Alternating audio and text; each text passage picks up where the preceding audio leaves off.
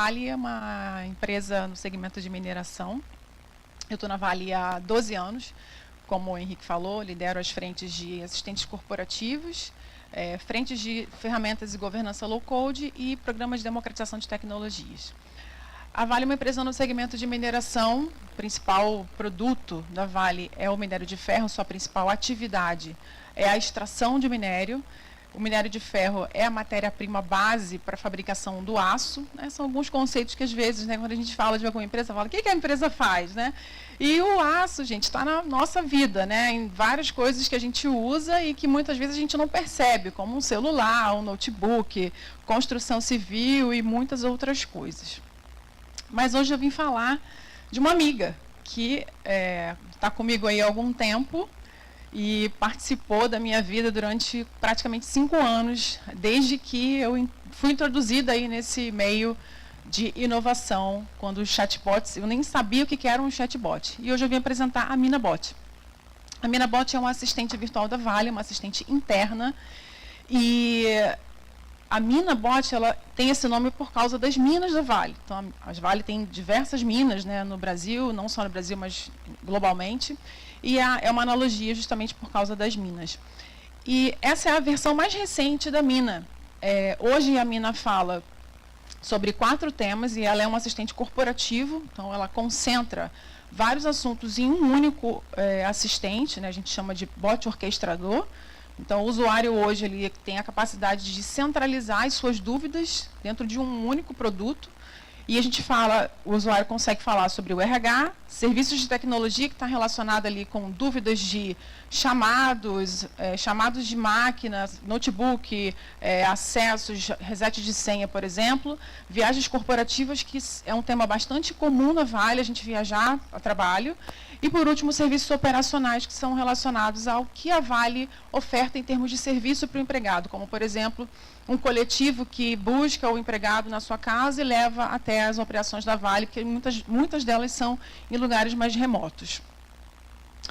E aí, para contar essa história, eu gosto sempre de contar que nem tudo são flores, né? O Diogo trouxe muita coisa bacana aí da IA, mas quando a gente entra num projeto e quando você está dentro de uma empresa, você tem desafios enormes, principalmente desafios orçamentários, desafios de entendimento, de aplicabilidade, e na Mina não foi diferente. Então, a Mina tem uma história que começa em 2019, mas entre 2019 e 2021, a gente passou por um processo de entendimento, né? Primeiro, para saber o que era um assistente virtual. Quando me deram esse projeto, eu falei, gente, o que eu faço com isso? É de passar no cabelo, é de comer? Não entendia nada, né? E eu não vim do mundo da tecnologia. Acho que isso também é bem bacana, porque muitas vezes a gente acha que a gente precisa entender no nível ali muito profundo de determinados assuntos, e nem sempre é assim. E aí, nesse período de 2019 e 2021, eu aprendi muita coisa, mas eu também levei muita pancada. Porque as áreas de negócio, quando procuram a tecnologia para endereçar um problema, elas vêm em bando, né? Então, você não consegue ter capacidade para receber e atender, dar vazão e, consequentemente, atender aquela expectativa alta que se tem. E na época que a Mina foi lançada na Vale, tinha uma expectativa altíssima de que a gente ia resolver problemas como, por exemplo, uma política que tem uma linguagem super difícil, você não consegue achar uma resposta ali, porque é tudo muito técnico, de você conseguir fazer uma pergunta para o assistente e ele responder na hora. Era um sonho, realmente. Então, a gente tinha diversas reclamações nesse período aí da Mina, né, de 3 anos de vida. E, mesmo assim, nesse período, a gente foi introduzindo novos temas. Então, a Mina, nesse período aí, conseguiu ter 12 temas, né, dentro de um único assistente virtual. Esses 12 temas, eles não estavam relacionados a dúvidas muito profundas do usuário, então tinha assuntos ali de públicos muito seletos, muito específicos. Então, ela não era uma assistente corporativa. De alguns assuntos, sim, mas da maioria, não. E aí a gente começou a definir uma estratégia. E em 2021 a gente fez um hackathon na Vale, porque é difícil muitas vezes no mercado você definir que ferramenta faz o quê, qual é a melhor e como é que ela se aplica melhor às suas necessidades.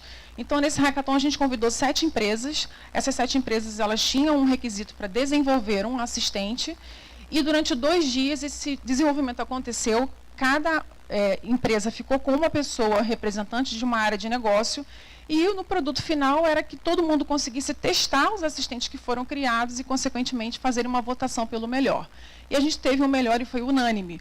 Então, isso foi um aprendizado muito bacana para que a gente conseguisse definir a melhor ferramenta com base nas melhores skills também, né, do que as áreas de negócio buscavam.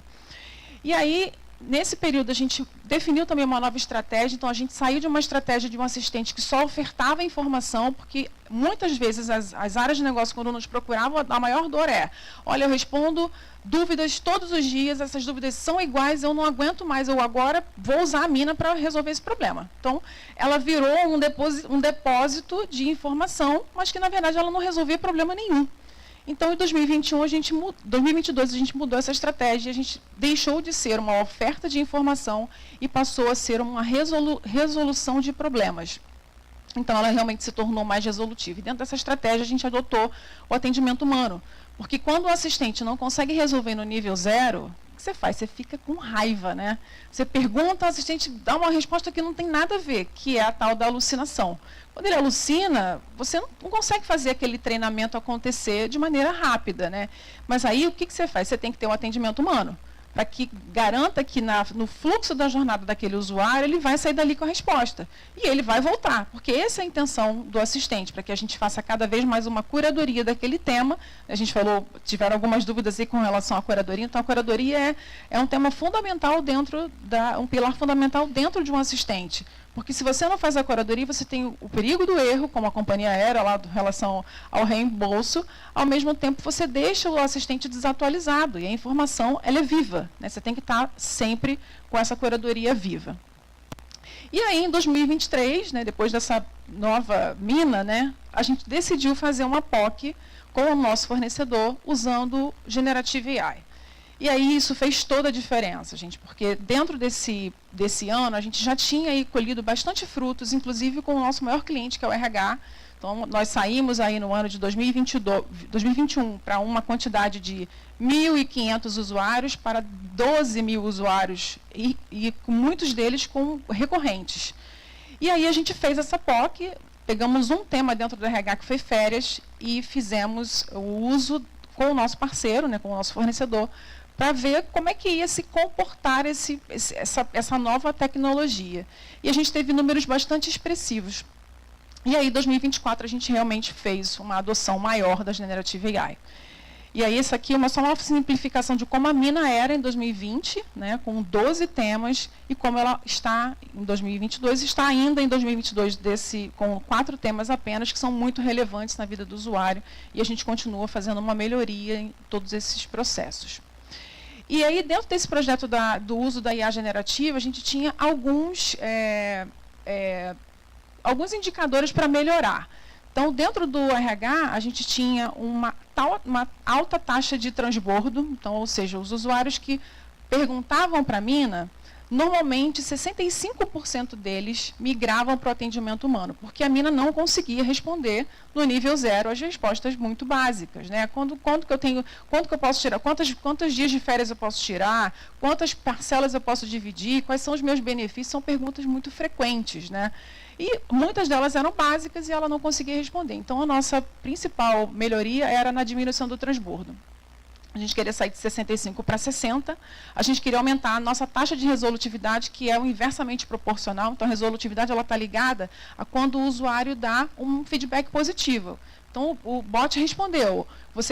A gente vai perguntar, essa resposta te ajudou? Se o usuário disser que sim, significa que ele não vai transbordar. Se ele disser que não, aí a gente já oferta a opção dele ir para o transbordo. Então, também aumentar essa taxa de transbordo para 15%. E alguns outros processos com relação à melhoria do processo de novos conteúdos. Então, em 2022, a gente ainda usava NLP, que é um modelo de linguagem, né, de linguagem natural, que simula ali o diálogo humano, mas ainda era um processo muito devagar, muito moroso. O treinamento desse tipo de linguagem é muito demorado. E aí, quando a gente fala de Generative AI, a gente dá um salto, gente, de 3 meses para 2 semanas. Porque você consegue pegar um documento técnico, plotar dentro do modelo, e ele conseguir gerar uma resposta sem essa resposta existir. E aí a gente também tem uma mudança de comportamento do usuário, porque Antes, o usuário, quanto menos informação ele dava, mais fácil de você conseguir a resposta. Mas com a IA generativa é o contrário. Quanto mais detalhe você colocar na sua resposta, mais precisa vai ser a resposta do assistente. Então, também tem essa mudança de comportamento do usuário. E aí, esse aí é mais ou menos, né, o nosso baseline. Então, o nosso planejamento era um projeto que começou em fevereiro e terminaria em outubro, considerando que a gente ia migrar todas as FAQs do RH. Então, eram 19 FAQs, e as FAQs são todos os temas que estão relacionados a um determinado assunto. Então, como eu falei, benefício, férias, PLR, planos de saúde, que também o RH cuida, e a nossa taxa de transbordo sai de 65% para 30%. E a resolutividade de 25% para 35%. E aí, durante a fase de projeto, né, a gente conseguiu já ir coletando muitos benefícios, inclusive, nosso primeiro target foi março. Então, em março, a gente já desceu de 65% para 40%, eu não trouxe aqui, mas eu já trouxe, né, o final ali da meta. Mas, de fato, o que eu quero destacar é que essa meta ela foi antecipada de outubro para junho. E hoje, todos os temas que a Mina tem, já tem Generative AI. Então, a gente realmente teve uma mudança aí muito grande e muito expressiva, né, em como o usuário interage e passou a interagir com a Mina. E aí, também, algumas lições aprendidas que eu gosto de compartilhar, porque nessa história, gente, como eu falei, nem tudo é confete e serpentina. A gente tem dificuldade, sim. Implementar um projeto não é fácil, porque, primeiro, né, tudo que é novo, é difícil você entender aonde você atua e o que você precisa ter de conhecimento. Então, o que eu gosto sempre de fazer em um projeto? Benchmarking. Benchmarking é uma ótima ferramenta para você olhar empresas que já estejam mais à frente que você e você faça ali um compartilhamento de problema, uma divisão, uma forma de você interagir e colher ali o que foi de sucesso, né, e não sucesso.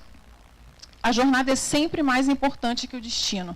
Então, muitas vezes, quando a gente quer chegar em algum lugar, se você só foca no destino, você deixa muita coisa para trás. E aí, muitas vezes, você tem que voltar para refazer, ou, às vezes, a sua base não está sólida para você construir coisas novas, e aí não adianta. Então, foque na jornada. A jornada é muito importante. Traga o negócio para perto. Então, uma das coisas que a gente também fez foi trazer o RH para perto. A gente quis entender quais eram as dificuldades que eles tinham, quais eram os indicadores que eles queriam melhorar e trouxemos isso como meta nossa. Porque assim, automaticamente, se a gente melhora o nosso indicador, melhora o deles também. E por último, é que tenha um problema para resolver. Investir em IA sem um case só vai fazer você gastar dinheiro, tempo e queimar a oportunidade. Bom, não sei se eu fechei meu tempo, mas quero agradecer, pessoal. Você tem